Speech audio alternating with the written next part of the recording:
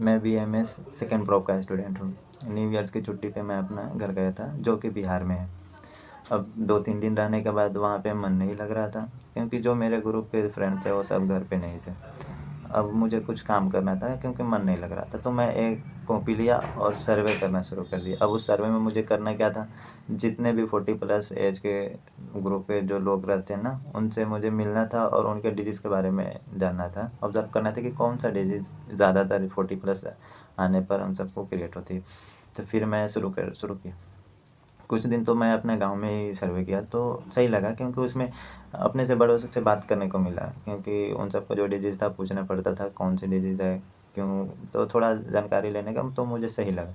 फिर कुछ दिन तो मैं अपने गाँव में किया, फिर आगे अपने शहर में गया, फिर उसके बाद बिहार के लगभग हर ज़िले में मैं पहुँचा, क्योंकि रेगुलर 1 महीने तक मैंने सर्वे किया। अब सर्वे का जो रिपोर्ट था मैंने रेडी करना शुरू कर दिया।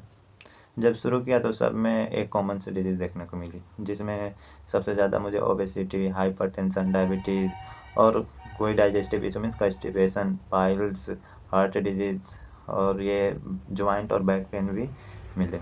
उनमें से कुछ ऐसे भी लोग थे जिनको ये सब डिजीज़ थी ही नहीं। अब मैं भी सोचा कि यार इतना ज़्यादा हर घर में मुझे देखने को मिला है, अब इसमें कौन ऐसे लोग हैं जिनको ये डिजीज़ है ही नहीं। तो मैं उनसे पूछा, तो और उनको देखा, उनका डेली फिज़िकल एक्टिविटी बहुत तगड़ा था, बहुत अच्छा था। जैसे वो लोग क्या करते थे, अपना खुद का खेती खुद से करते थे। यहाँ तक कि मैं देखा, ये 50-60 केजी का जो कट्टा होती है ना, खुद ही उठाकर भाई रख दे रहे थे। एकदम बूढ़े से 60 पे भी अब था भी नहीं उनको ये बीमारी वगैरह। तो मैं सोचा यार ये सब जो कॉमन डिजीज़ इतना ज़्यादा हो रही है, तो इसका कारण क्या हो सकता है? चलो देखते हैं। तो मैंने ये सब डिजीज़ जो कॉमन कॉमन डिजीज़ थी, इन सबको स्टडी करना शुरू कर दिया। तो इन सब का अभी रीज़न कॉमन ही निकला कि एक ही कॉमन इन सब का भी रीज़न था जिससे ये सब क्रिएट होते हैं, और वो क्या था, जैसे अनहेल्दी डाइट। अगर हम अपना खाना अच्छा नहीं लेते हैं, जिससे भाई होगा। फिर एक्सरसाइज, अपना lack of physical activity means हम फिजिकल एक्टिविटी कुछ करें ही नहीं, चुपचाप बैठ के पढ़ रहे हैं, कुछ काम करे जा रहे हैं, मैं अपना शरीर से कुछ काम ही नहीं कर रहे, मीन्स सिटिंग वाला काम। फिर एक और लैक ऑफ स्लीप मीन्स सही टाइम पे नहीं सोना या कम सोना। फिर उसके बाद अल्कोहल और स्मोकिंग का ज़्यादा यूज़ करना, इन सब से ये बीमारी क्रिएट होती है।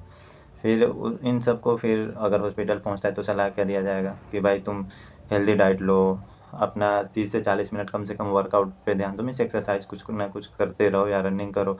फिर क्या भाई तुम अच्छी नींद लो 7 से 8 घंटे की। फिर अच्छी नींद हो गई तो भाई तुम अपना जो स्मोकिंग है, अल्कोहल जो कंजप्शन करते हैं, उन सबको छोड़ना पड़ेगा। यही यही बताया जाएगा, क्योंकि इन सब का मेन रीज़न भी यही है। तो हम सबको चाहिए कि अगर हम यंग एज में हैं या आप कोई सा भी एज में हो, तो हमें सबसे पहले अपना हेल्दी डाइट पे ध्यान देना है। फिर हेल्दी डाइट हो गई तो हमें कुछ ना कुछ एक्सरसाइज करना है। थोड़ा सा ही करो, लेकिन रनिंग करो, वॉकिंग करो, लेकिन करो। फिर स्लीपिंग पे अच्छे से ध्यान देना है कि हम सबको टाइम टाइम से एक तो स्लीप लेना है। फिर एक टाइमिंग भी होती है कि हाँ चलो 6 घंटे 7 घंटे का अच्छा नींद चाहिए, ज़्यादा लेट से नहीं सोना चाहिए। फिर अल्कोहल और स्मोकिंग वगैरह को छोड़ना पड़ेगा। अगर हम हैप्पी और हेल्दी लाइफ जीना चाहते हैं तो भाई करना ही पड़ेगा, क्योंकि बहुत बुरा हाल है आगे आने वाले टाइम में। अगर देखा जाए तो पाइल्स का प्रॉब्लम, कॉन्स्टिपेशन, ये हाइपरटेंशन, ये सब भाई आते ही रहेगा। इसलिए तुम अभी प्रेजेंट में है उसे भाई सही कर लो, अपने खाने को, बॉडी को सही करो, आगे सही होगा, नहीं तो बहुत परेशानी होगी।